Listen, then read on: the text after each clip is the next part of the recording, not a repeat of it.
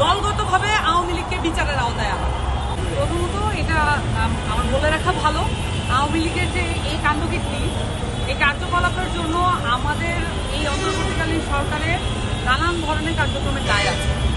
এবং প্রথমত আপনাদেরকে এটা বুঝতে হবে যে এখন পর্যন্ত আওয়ামী লীগের কিন্তু ব্যক্তি হিসেবে বিচারটা হচ্ছে, কিন্তু আওয়ামী লীগের দলগত বিচার, একটা ফ্যাসিস্ট দল হিসেবে তারা বাংলাদেশের 2000 মানুষকে খুন করেছে এবং 50,000-এর মতো আহত করেছে, অঙ্গহানি করেছে, অসংখ্য পরিবার বিপর্যস্ত হয়েছে।